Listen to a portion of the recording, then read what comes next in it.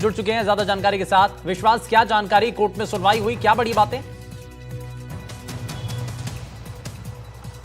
देखिए, अब कोर्ट ने इस पूरी भर्ती प्रक्रिया को रद्द रखने का ही फैसला रखा है और उसके अलावा कोई भी नोटिस जारी किए बिना ही एसएलपी को खारिज कर दिया। राजस्थान हाईकोर्ट का जो फैसला वो ज्यों का तो भर्ती प्रक्रिया को रद्द करने का अब जारी रहेगा, लागू रहेगा।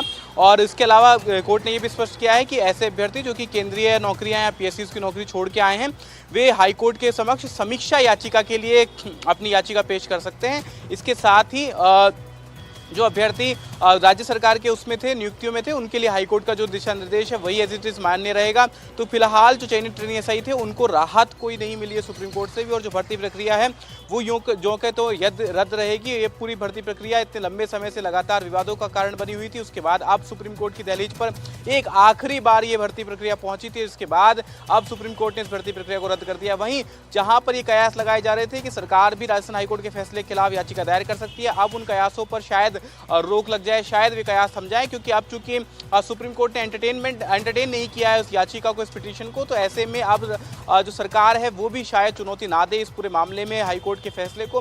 फिलहाल चयनित ट्रेनी एसआईओ की उम्मीद जरूर टूटी होगी, लेकिन कोर्ट ने उनको राहत के लिए सभी जो उपलब्ध ऑप्शंस थे वो प्रोवाइड करवाएं, मुहैया करवाएं कि आप अगर केंद्रीय और पीएसयू की नौकरी से आए थे तो आप समीक्षा के लिए गुहार लगा सकते हैं हाईकोर्ट के समक्ष। साथ ही अगर राज्य सरकार की नियुक्ति से आए थे, राज्य सरकार की कोई अन्य नौकरी छोड़कर इस नौकरी में आए थे, तो हाईकोर्ट का जो फैसला है वो जो कहते हो इस पूरे मामले में माना जाएगा। अदालत ने ये साफ स्पष्ट कर दिया कि इस पूरे मामले में दूषित यानी कि ऐसे अभ्यर्थी जो कि गलत तरीकों से लगे हैं और ऐसे अभ्यर्थी जो कि सही तरीके से लगे हैं, उनकी छटनी करना ही एकमात्र उपाय है इस पूरी भर्ती प्रक्रिया में, लेकिन वो अभी वर्तमान में संभव नजर नहीं आता है। तो ऐसे में भर्ती प्रक्रिया को रद्द ही रखा जाए, इसको लेकर के सुप्रीम कोर्ट ने साफ अपने आदेश चयनित अभ्यर्थियों की तरफ से सवाल भी उठाया जा रहा था, इसमें विश्वास। अच्छा, एक चीज और है, सुप्रीम कोर्ट की इस टिप्पणी के बाद यह भी साफ हो चुका है कि आखिरी दरवाजा अगर कहीं पिटीशन का या कहीं इसको लेकर अगर कोई शंका रहती है या इस पर कोई दरवाजा खटखटाया जा सकता है, तो वो सब दरवाजे बंद हो चुके हैं। ये क्लियर हो चुका है, क्योंकि इसमें बड़े पैमाने पर पेपर लीक हुआ था, गड़बड़ियां हुई थी,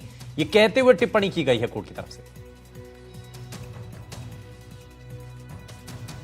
अब कोर्ट ने साफ कहा कि बड़े पैमाने पर जो भर्ती प्रक्रिया है वो दूषित रही, यानी कि जो भर्ती प्रक्रिया की शुचिता है वो भंग हुई, और साथ ही छटनी कर पाना अब संभव नहीं है कि ऐसे अभ्यर्थी जो कि सही तरीके से जिन्होंने नौकरी पाई और ऐसे अभ्यर्थी जिन्होंने गलत तरीकों से नौकरी पाई है उनके बीच में छटनी कर पाना संभव नहीं है। तो इसलिए भर्ती प्रक्रिया को रद्द रखा जाए। याचिकाकर्ताओं की ओर से तर्क ये सब दिए गए थे कि मास लेवल पर भर्ती प्रक्रिया जो है वो दूषित नहीं हुई है, शुचिता उसकी भंग नहीं हुई है।